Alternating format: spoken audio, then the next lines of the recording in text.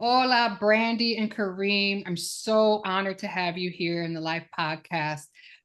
Thank you. Thank you for agreeing to be part of the show. Thank you for having us. We feel so blessed and honored to be on your podcast. Well, the blessing is going to be for all the listeners of the podcast today, I'm sure. And so we're gonna jump right in, right? Because in the life blueprint, we always start with with learning. And so before we can understand how you survived the storm, we must understand the foundation that you built before the clouds even started to gather. So every legacy has a beginning, and yours is rooted in a partnership that predates your medical crisis. So you both have built a beautiful family with Chloe and KJ and recently celebrated your 14th wedding anniversary, correct? So congratulations. Thank you. Thank you. So how would you describe the vibe or personality of the Hayes household before the medical crisis began?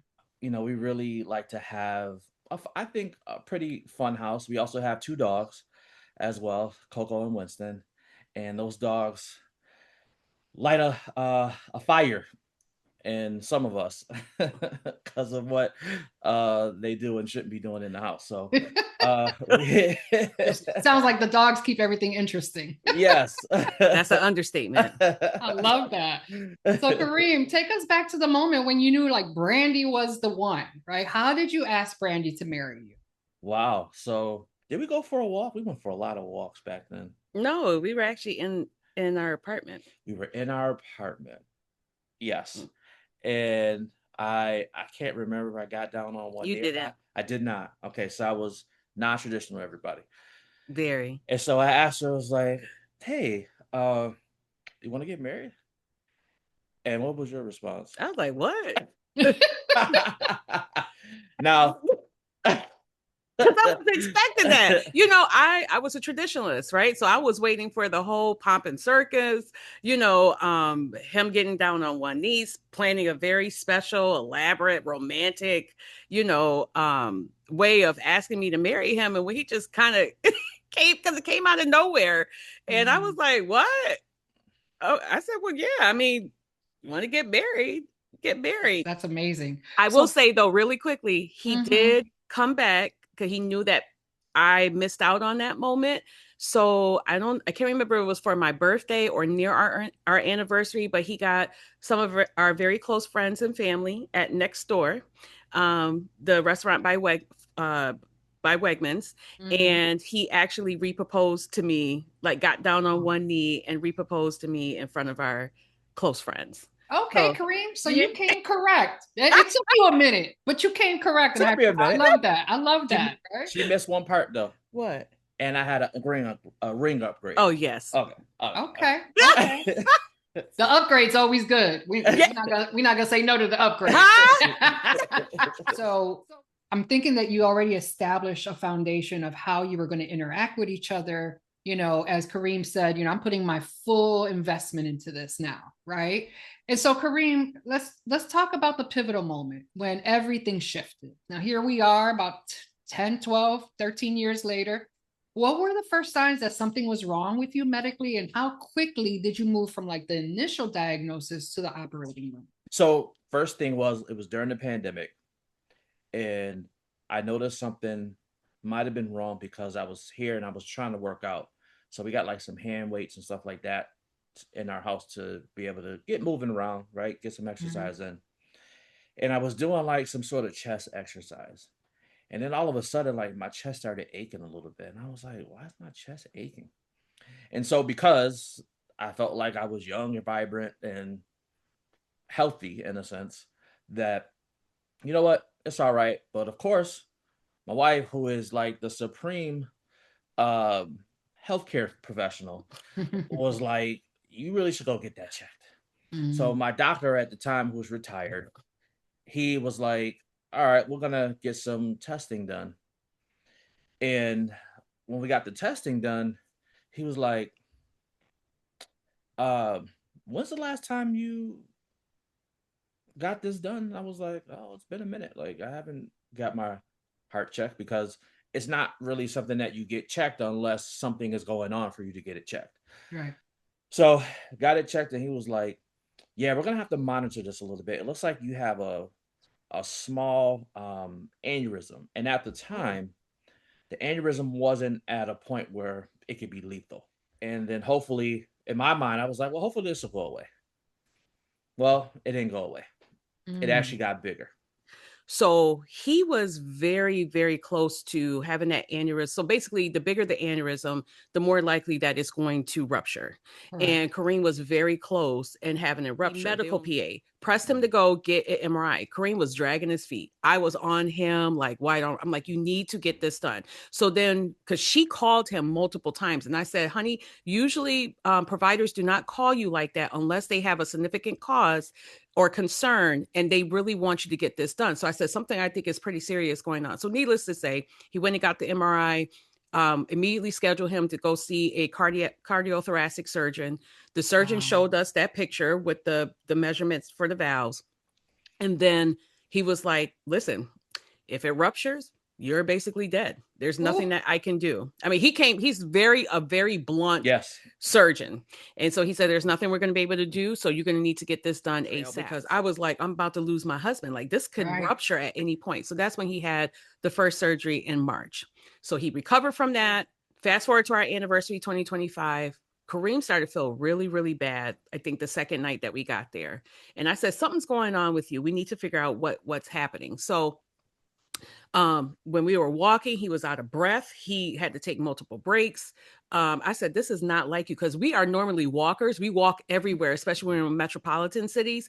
We love to walk. So that's one of our favorite pastimes to do.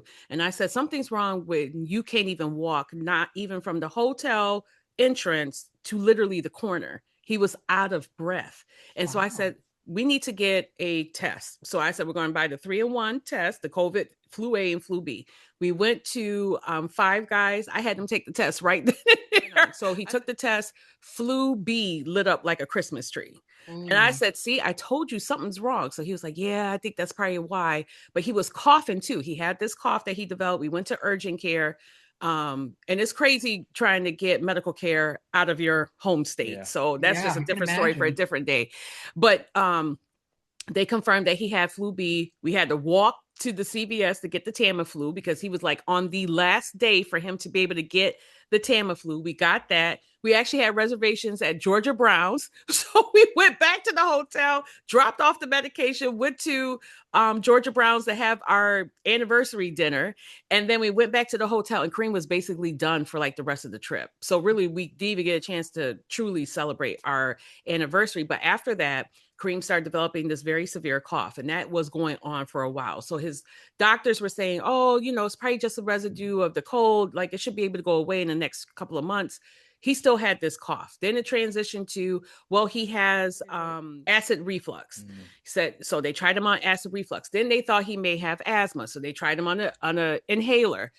I said, honey, something's wrong. You're still coughing. You're out of breath. And at that point, he started to develop swelling in his legs and his feet. And when I say they look like thick sausages, they were extremely swollen. His ankles were swollen. His feet were swollen.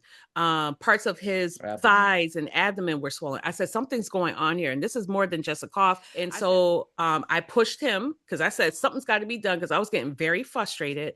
I said, something has to be done. So I need you to schedule an appointment with your doctor, or I'm going to try to find you a new one because they're clearly not doing their job because something's going on. So he scheduled a telehealth visit. I told him I wanted to be a part of it. So I joined the visit. She said, oh, it's just a severe case of acid reflux. I'm going to give you this medicine. And then you come back and follow up with us. And I said, can I say something, please? Because Kareem told me to behave for this telehealth visit. I said, can I say something? I said, listen, this is my husband and the father of my 2 children. And I said, I know when something is wrong. This is not his baseline. He's never had asthma. His family does. There's no history of asthma in the family on both sides. I said, he has swelling in his legs and feet. And I'm asking you to please get him either a CT scan or blood work, because I really feel that it's going to show us what's really going on with my husband. And I said, I care too much about him to have him continue to do this. And there's no resolve. I said, you guys gave him all these medications, this inhaler, and nothing has resolved for almost 6 months, 7 months at that point. 7 so months. No, yes. Yes, it started.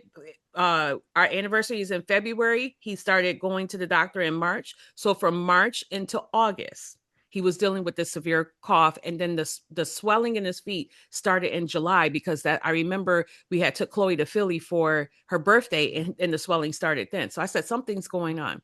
So needless to say, he gets the she was agreeable, and we get the results of the blood work. They told him to go to emergency because they're concerned that he may have blood clots, and the blood clots could possibly be around his heart. So he goes to emergency. I meet him there. The emergency doctor comes out, and she's like, oh yeah, so some of your other blood work came back normal, but your blood work for and I can't remember the exact medical condition I was looking into, but essentially it was around the heart. And she said the typical numbers for that is 300 and yours is 3,000. And I said, okay. And she said, so that's an indication that you are in congestive heart failure. I said, wait a minute. My goodness. I said, are you serious? And she said, yes, it's indicating that there's some congestive or heart failure. He's in heart failure. And so I'm like tearing up, because I'm like, I knew something was wrong. And had I not asked for that CT scan and the blood work, this could be significantly worse. So news don't even get worse from there, right? Or it doesn't get better, it gets worse. So they had took him to get a CT scan. She said, oh yeah, so you need to follow with your doctor about the heart failure, but we need to talk about something else that had came up on your CT scan. We're going to take you in the back. I said, Kareem, they never take us in the back unless there's something significantly wrong. And so she took us in the back, and she said, well, there's a mass in your chest. She like came out and said, there's a mass in your chest, and potentially it could be cancer. I said, wait a minute. So we go from, and I'm sorry, this part takes up a lot, because I think people really need to understand the significant medical challenges that he was facing. Yes. Also, the differentiation in the diagnosis that he was receiving, which impacted his care overall. Okay. So she said, you have a mass in your chest. You're going to be meeting hopefully with an oncologist to determine if this is indeed cancer. So they're going to need to do a biopsy. And then usually with treatment, this should resolve. So I'm like, wait a minute, we go from a cough from flu B to a cough to acid reflux, to then asthma, to then a severe case of acid reflux, to congestive heart failure. And then now you're telling me that my husband has cancer, potentially has cancer. Oh my gosh. And a mass at that. A mass, and a significant mass. She said it wasn't small. It was significant. So they decided to discharge him home, thankfully, because he then got additional blood work. They then sent him back to emergency.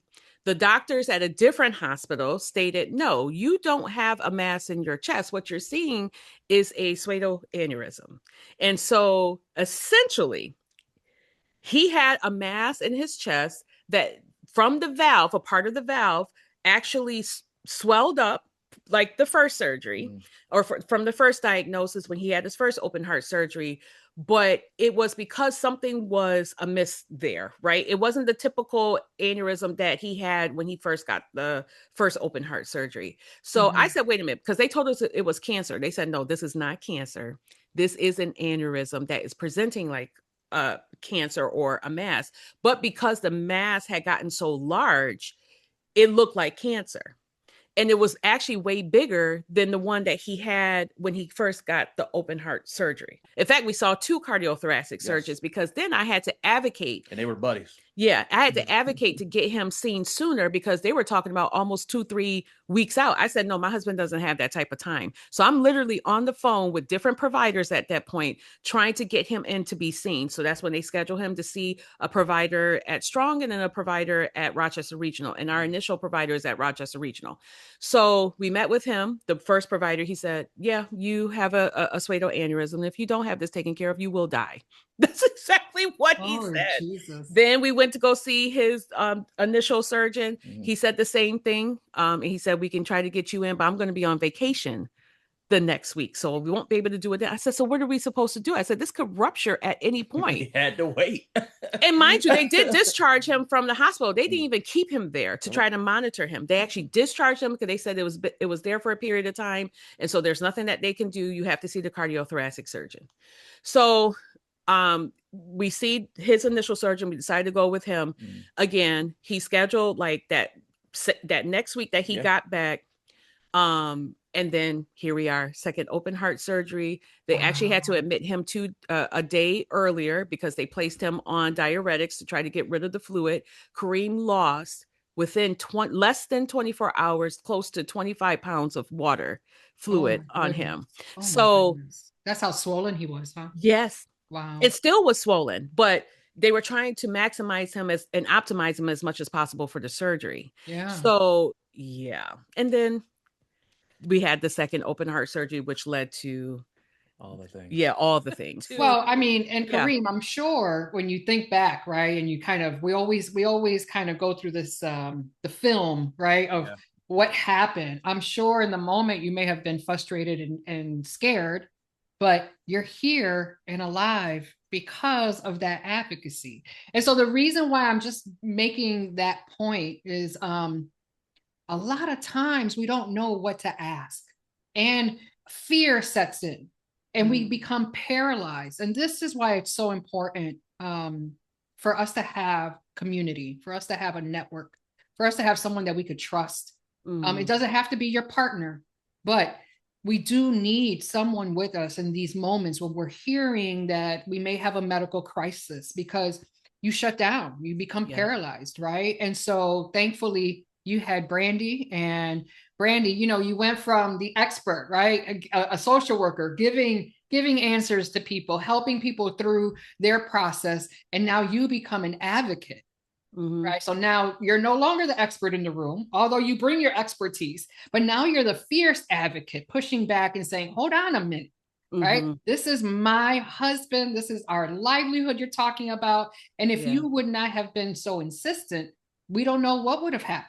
Right. And so I thank you for that. And also I want our listeners to understand it's okay. It's okay to push back. It's okay to ask questions, because what you described is really like a diagnostic shift, right? You had cold, hard facts of a medical crisis, but those facts alone also don't get us through the night. So this brings us to our inspired code, where it's the breath that keeps us going.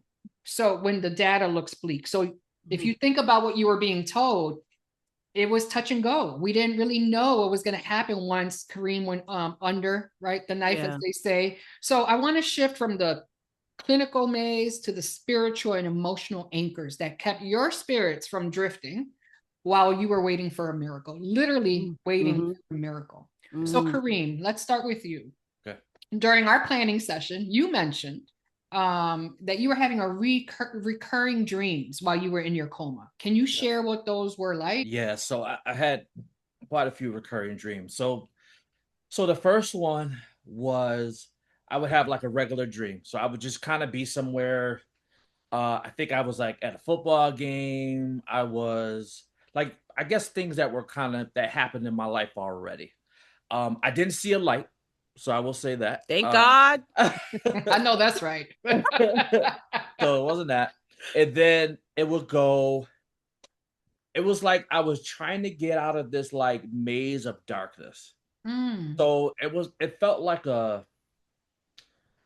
it was like a thick black paper, but it was like a patterned paper. And it was like I was like kind of moving like through it. And then I would go back to whatever that recurring dream was.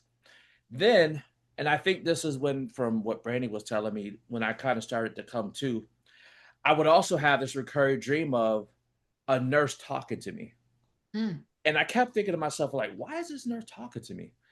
And she would ask me questions, and it would be like, hey, what's your name? Or, hey, Kareem, can you hear us? She didn't say ask my name. They did that later. Hey, can you hear us? Do you know where you are right now? And I couldn't talk. Like, that's what I remember. Like, I couldn't talk because I didn't realize at the time I was intubated. Yeah. So, but I didn't feel that because I was in like dream state. And so I would try to talk, and I would like do stuff with my hands, like no or yes. And it was crazy. But I kept wondering, like, why do I keep getting this recurring dream, not realizing I was asleep the whole time? Wow. Because when they left me at the at the hospital, we met with the physician, the Anesthesiologist. thank you, anesthesiologist. That's the last conversation I remember. Is having that conversation, me eating a meal, and then like laying down. That's the last thing I remember. I remember Brandi and Chloe leaving. I do remember that. But I don't know. I just went to sleep, and then these dreams started happening. And I'm thinking, I'm not even aware that a surgery has happened. Yeah. At the time, or days have gone by, because I didn't wake up till what, 5.5 days into 6 days. Wow. So I'm thinking like I'm chilling. So wow, thank you for sharing that. And Brandi, during the coma, how did you maintain a connection with Kareem? I mean, he was there physically, but he wasn't there consciously. So what was your how did you do that? How did you feel? So I never left Kareem's side for the most part. They had to literally kick me out every day. So I was right at his bedside. I was holding his hand. I was talking to him. I was praying over him. I was literally saturating him in prayer. Some of our other close friends that were there, including our pastor, help come pray over him as soon as he got out of surgery. I put oil on his head, and I declared the word of the Lord over his life. And I said, you are not leaving us. I said, the Lord has brought you way too far for you to leave us. Like, you're still a miracle. You're still alive. Because even then, the surgeon said the next 24 to 48 hours are extremely critical. This could go either way. So I said, I'm not believing that. I'm not believing that it's going to go the other way. It's going to go the way that God has planned for his life. And that's what I kept declaring over him. So even as he was sleeping, I would play worship music near his ear. I would hold his hand. I would kiss him. I would tell him how much we love him, talk about the kids, saying what they were doing, hoping that he would hear me, even as he was sleeping. So I was hoping that if he heard me, that he would be fighting, fighting to get back to us. And I wrote out scriptures and I put it all around his bed to make sure too, no. And the thing that I know that the Lord was with him, even through all of this, knowing that he was a walking miracle before the surgery, is that most of the staff at the hospital were believers. And so once they knew that we were believers, they too would also pray for him when I was gone, and pray and cover him. And I kid you not. And they would say to him, kind of also when he came to, they were like, you're a miracle. And the Lord clearly has a plan for you, because we never seen this before. They would say that to us all the time. We would never see a person. We have never seen a person. I mean, I'm hearing the epitome of I do in sickness and in health. People think I do is a one-time event, right? I do my wedding day, and it's, it's such a wonderful, wonderful day with our family and friends. And we're having a great time. But, saying yes is really about saying yes every day after the ceremony. So how did this redefine what it truly means to you both, that part about your vows in sickness and in health? I think it was the conversation we had in the car when I went home. Oh, yeah. Yeah. And we were talking, and we were basically saying that our relationship is not going to be the same anymore after this. And this is after you came home from this is after he was in acute rehab. Yeah. So getting the physical occupational therapies and all of that to get him stronger. Yeah. So I remember, and it's crazy because I passed by it yesterday, and that memory just came back again. Part of me had a resolve, like, Kareem, you got a third chance. I am not even calling a second chance. You got a third chance here, and we need to make use of this. And so we're having a conversation like, this is how we're going to live now. This is how we're going to treat each other. This is how we're going to treat the kids. This is how we're going to communicate together. And I'll say, in all transparency, that has it been perfect? No, it hasn't been perfect. But we're not going back to where we were before I laid on that table. Yeah. And even for me, now that I'm thinking about this a little bit more, I felt like this whole thing was prophetic from the beginning, because obviously Kareem's a walking miracle. This is also I felt like the Lord was telling me, your husband has been through 2 very significant traumatic surgeries that could have taken his life. And so what is going to matter to you? Is it going to matter to you that you're right when you're having an argument. It's going to matter to you what he's not doing, just the things, right, that comes with marriage. But then there was a portion in his recovery where Kareem started to like his skin started to slough. They had no idea like why his skin start peeling, or if he had like a reaction to something. But in that moment, I felt like the Lord was revealing to me, like, as his skin is coming off, the old is coming off of him, right? And he's getting brand new skin, right? So it's like brand new wineskin. So this is an opportunity that's also symbolic, not only for him, like he's, shedding off all of that old stuff, the residue, the traumatic surgeries, the issue with his heart, all of that is now old. And it's the same thing that's applied to your marriage. As those dead things start to come off of him and the new skin is developing, it's the same principle or same application to your marriage. The dead things are coming out of your marriage, coming off of your marriage, and you guys are stepping into a new chapter, without carrying that old residue. And so for me, the vows, it's like I'm living these things out, right? Like there's a difference between saying the vows and living them out. So let's talk a little bit about the kids, because how did you decide when and what to tell Chloe and KJ? It had to be pretty impactful. Kareem, I know you're very active in their lives, and so this had to be a very traumatic moment for them as well. Yeah, I mean, I wish I can talk about the brunt of it. I mean, I've seen it once I got home till even now, but I think Brandy's probably the best one to so talk about this. It was hard. I think that's the most simplest way I can say it. It was really hard. The night before Kareem had the surgery, like he mentioned, Chloe and I had visited him because I told him, I told her, I said, I think it'd be good for you to see your dad. And the interesting part is that she had a friend who had just lost her father, I think a couple of months ago. So she came into that just with a heaviness, like, I think that's going to be okay, but I'm still fearful that daddy may not make it like my friend's dad didn't make it. And so I remember after we left him, like literally from the room, Chloe just got really sad. And then she just broke down. I mean, boo-hoo and crying in the hallway at Rochester Regional. And I just had to comfort her. She was just inconsolable. And she was like, I don't want daddy to die. I don't want daddy to die. Like, I need him to be here. So ultimately, it was hard because they couldn't see him. They wanted to see him. KJ wanted him at his football games because Kareem is also one of their coaches on the team. So he was used to having Kareem there. And then now to not have Kareem there was very hard for him. Chloe was thinking about if my dad is even alive and if mommy's telling me the truth about whether or not daddy's okay. So it was really hard for them. So then to kind of prove to them, because I kept telling them that daddy's sleeping, daddy needs rest. And so he's kind of in a bad shape right now for you guys to see him, but he is here. Like he's just taking a little extra time to rest. But then after a month, they're like, where's our dad? And so Kareem was finally agreeable to let the kids see him. So I did FaceTime. He was crying.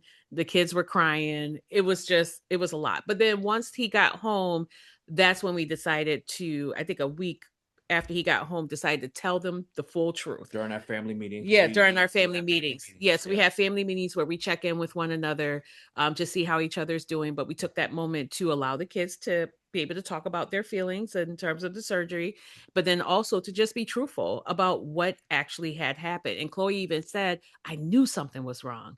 I knew something was wrong. Why didn't you just tell us? We couldn't tell you that your dad possibly wasn't going to make it within 24 to 48 hours. Like we knew that would be debilitating. Very hard conversation, but I think they appreciated the honesty.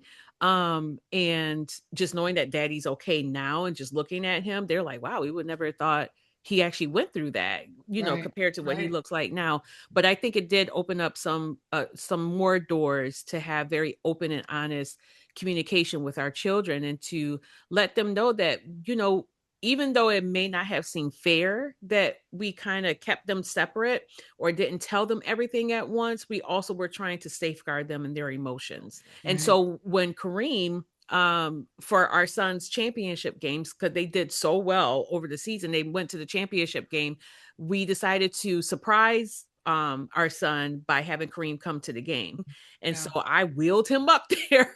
And of course he saw one Wow. of his, That was dirt. That was yeah, dirt road, kind of like. yeah, he and one of his fraternity brothers saw him, so he helped kind of push him up, because Yeah. it was hard to get him up there. But when I tell you, KJ's face just lit up like a Christmas tree. I And bet. even it was such an emotional reunion, not only for our son, but even for like the coaches were crying, Yeah. because we didn't tell anybody. We wanted to make it a very special occasion, so they were crying. Some of the parents of the team of KJ's teammates were crying, because they kind of heard, but they didn't know. And so Yeah. seeing him in the flesh, whole Wow. and heal, just did something to everybody. And then the kids played their hearts out. Mm. They really played their hearts out after seeing Kareem come. And then KJ was just on fire. Yeah. He was on He fire. made the last tackle of the game. Yeah. And it was the type of tackle that's like, boom. And so I remember I took a picture of them, because I wanted to really capture the moment. And I wasn't trying to do it to like just post it on Facebook, but I'm like, I don't think people really understand the depth of the emotions within that picture I posted of them two looking at each other, and they're both crying, because it was just such a beautiful moment that a son and his father were able to reunite after not knowing whether or not they'll be able to have a second chance at seeing each other again. Wow. So it was just a very beautiful moment. And, you know, we're just grateful for our kids and them being a bit resilient, you know, in trying That's to deal amazing. with this. Just to be whole again. Yeah. Regardless of the recovery ahead, just to be whole again. I mean, I'm sure that was just so fulfilling. And well, the funny part about that, real quick, is that so I had been home probably like for a week. Mm-hmm. So I gave him a week. I was like, I just got here, so I'm gonna chill. I'm just gonna kind of let things be. And then like dad mode kicked in. And so they were like, "Oh my God, Dad he's is back." Yeah. Yeah, he did. He started fussing. He's like, "Oh, what's this? What's this on the floor here? Did you do your homework?" And Chloe's like, "Dad, you just had surgery. Can you please give us some time?"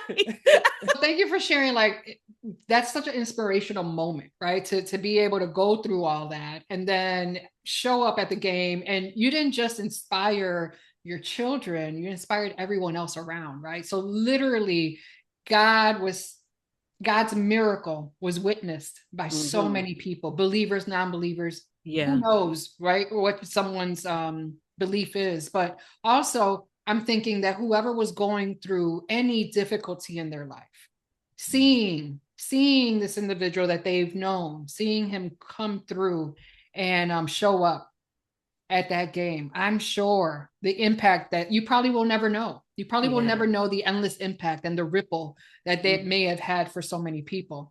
And so it's one thing, right, to be inspired, but then it's another to have the stamina to sustain that inspiration day after day. So this is where we flourish. And in my work with organizations and individuals, I find high performance and survival requires a strategy to mitigate burnout. So Brandi, as the caregiver, the gatekeeper, you had to navigate complex systems, the hospital, your support network, your home, your children, and your own professional job, right? And so let's talk about some practical wellness strategies. What did you do to kind of take care of yourself and continue to take care of your children? I probably say there's a couple of things. The one consistent thing was prayer. I mean, I'm a pray. I pray. It's just naturally a part of who I am, and my fabric is that I am a intercessor, but I also just come to the Lord as his daughter, and I just pray. And so in that moment, I was like, Lord, I am leaning on you like never before. And so I would pray like all throughout the day, every day. I mean, every day. And it got to the point I didn't even realize, I guess, some of our windows are like slightly open or have some level of exposure because we have air conditioning units in there. And I guess I was praying so heavy and so loud that my neighbor heard me. And she said she was sitting on her porch and she said, even though the prayer wasn't about her, she even felt impacted by what I Wow. was saying and the things I was declaring, not just for Kareem's health, but just in general. Like I was just going, I had one of those days I was just going in and going in heavy. And she was like, yeah, I heard you. And she was like, you refreshed my spirit. And then Wow. even when other people would call and check in on him, I was always felt led to pray. And then the other part was really leaning into my community. Wow.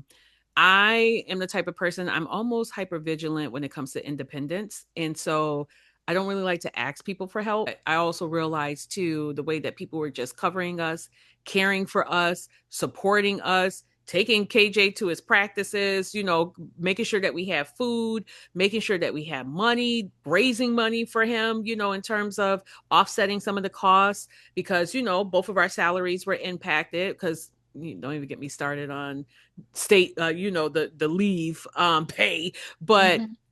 I mean, those were very real things I had to deal with. And so instead of being ashamed and somewhat embarrassed in terms of asking for help, I'm like, this is what my community is here for. You know, Absolutely. I need to lean on them. So I had to check myself about that, like just allowing people to genuinely love on us and care for us.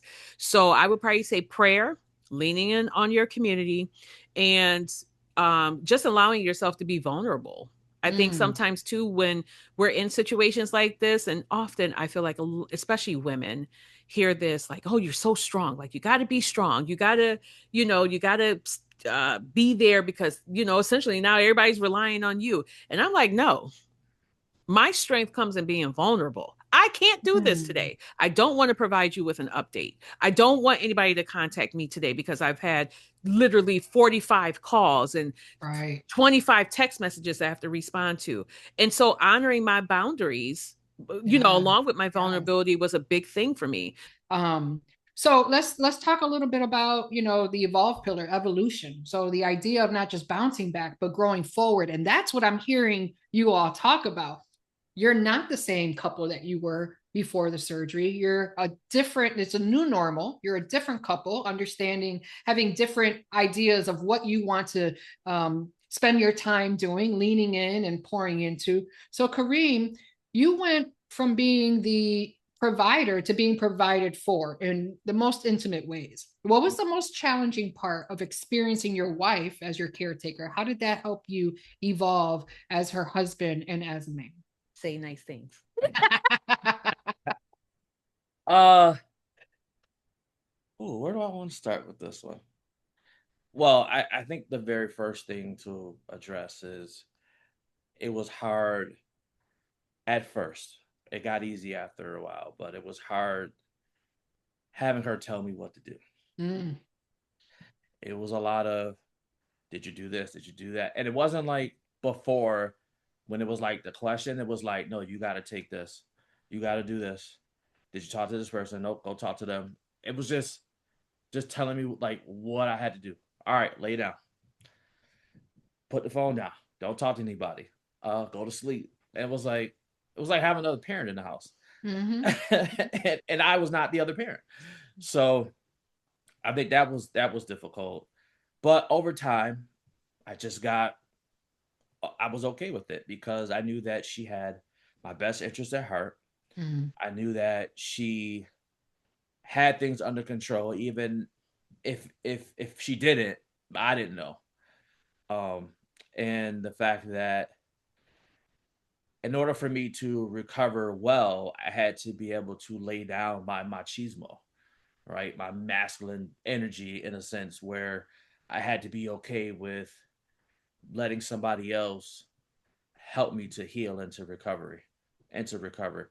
And I think that's really difficult, especially for somebody like me. I grew up around men. I grew up with a dad, with a grandfather. I'm just so used to the men being the ones who would lead and be the ones who would just be at the forefront. And I couldn't be that. I had to be the one in the back. I had to be the one to, you know, take her advice in terms of like when it came to health and to so that was difficult. And I think it's really, really important for us as men to understand that when we say, you know, through sickness through health and through health, that you never imagine that you're going to be the one that's sick, and that the other person will have to be the one to take care. Well, actually, I should even say have to. That other person choose to take care of you until you recover back. And I'm just glad that my wife chose to be the one to help me recover and to help me in this healing process and this journey. So, So Kareem, how has your definition of a successful day changed? oh my gosh, That's a loaded question. I love it. how much longer we got over? As long as you need. So, like, think about it. What are your non-negotiables now when it comes to yeah, pumps? first and foremost, he leaned in, sis. Okay. No job is worth my life. Say that. Please say that again for the people in the back. Yes. Please. No job. Amen. Not a damn one is worth my life. And I can say that, and Brandi can attest to it, because I love to work. He does. Like, I love to go to work. I love the idea of work. I love the ebbs and flows of work. And after this experience, I realized if my destiny had been different, them people would have moved on, right? They'd have been like, oh, we're so sad that whatever. And they would have hired the next person. They would have kept going with their lives. So I made it a pact to myself and really to the Lord that what I need to focus on right now is I need to focus on the person right here, the 2 children, and the 1.5 dog that we have. That's an inside joke that nobody knows about. But anyway, she got a dog while I was in the hospital. So, anyway. Right. We'll have to have a part 2, sis. We have to have a part 2 of this. Second thing is that we will spend. We've talked about this, that we really need to take the time to spend more energy into our children. Well, into us. Let's just start with that. Into us. But we had been working on that. And now the children, because the children went through such a traumatic experience that, like Brandi said, we're kind of seeing some of the doors that were opened up as a result of that. So, like yesterday, I took my daughter to breakfast and took both of them to the basketball game. It seems very small, but it's actually big in their eyes, because they're like, we have daddy. He's here with us. He's spending time with us. And not to say that that wasn't happening before, but now there's more intentionality behind it. Yes. You know, and then I will say lastly is that just appreciate life. Love your wife, love your partner, love your kids, love the dog, even if you don't want one of them. Love your family members, love your friends, love your enemies, because this is all we have. Once our time of existence is done, then we go off, riding off to the sunset, and hopefully we meet the other saints in the sky. Like, so we're gonna live this life, and we're gonna take it one day at a time. Yeah. And stress, as soon as I feel an inch of stress, like I did this week, I'm like, I just fall back. I sleep, I rest, I let the prayer music play, and I just get myself down, because stress is what almost took me out. That was I would say the theme, in terms of just like health wise, is that I was too stressed. I was too stressed out. And I know where the stress started, and it started almost 10 years ago. Wow. And then time just went by, and I didn't, we didn't tackle it in the proper way. And here we are at this point. But I promise you this, we're not going back. And so I'm loving what you're saying, because that really is what we need to get back to, right? How am I living this one life that I have, where it brings joy to me, and that joy can ripple and affect and impact others? And I don't think we see it that way. And a lot of times we believe that we're not deserving of joy or happiness, and we tend to always give, but never pour back in. And what I'm hearing you say is that you've changed that in your life. And it sounds like you both intentionally, that's your new normal. right? We're going to pour into each other. We're going to pour into our family, because that is ultimately what matters the most. The income is going to come and go. It's going to ebb and flow. Stress will come and go, ebb and flow, but you're anchored in your foundation, and that is your family, and that's what I'm hearing. And so I thank you for sharing that. Wow, this has been this has been amazing. We do need a part 2. We do. So we're going to end this with one final question, right? So what's the single most important message you want the listeners to walk away with regarding navigating a medical crisis or a crisis as a team, as a partnership? Because you both had to give up control and autonomy. One of you assumed more of it during the crisis, but then you had to find how do you recalibrate, right? How do you calibrate the responsibilities so that you both become a team again, tackling life? So what would you say to anyone listening that is going through a crisis, and how they can really anchor themselves in the theory of a partnership to get through it? That's a good question. Yeah. You want me to? Yeah, I'll just say, one, trust your gut, trust your instincts, advocate for your spouse if need be. You are a team, right? So just because one is dealing with the medical crisis does not mean that you're not dealing with it. And so you have to remember that your spouse's life is a priority. And so even if they may have fears or trepidations, try to support them through that, so that way you could get down to the crux of what's going on. Also, push back if needed with providers to make sure that your spouse is getting the best quality of care that they deserve, so that way they can still be on this earth. And then probably twofold is remember your why, in terms of when you're going through a crisis, medically, financially, whatever that crisis may be. But if it's more so medically, just remember your why, that your spouse is not the enemy when they're not following through on what they're supposed to do, but that there may be some level of fear that you have to walk through with that person, and to provide level of support. And finally, to remember that God will anchor you. Like, he is ever present.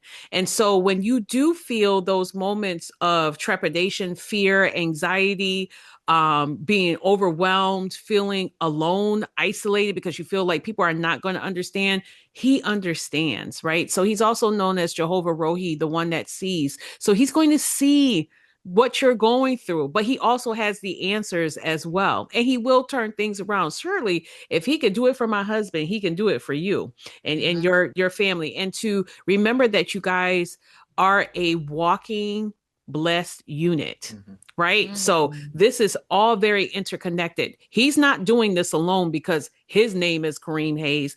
I am also a Hayes, right? So there's a responsibility that I have to my husband to support him and what he needs too, right? And sometimes maybe it's just quiet. Maybe it's just giving him that time to be alone, to process everything, because, hearing, at least in his case, having another open heart surgery, even though he was at peace with it compared to the first time, there's still something there, right? Like, I have to go through this again. And so I just need to be present, and also allow him to be vulnerable too, to be able to share what his concerns are and to be a safe space for him. So that's my biggest thing. Cultivate a safe space for your spouse.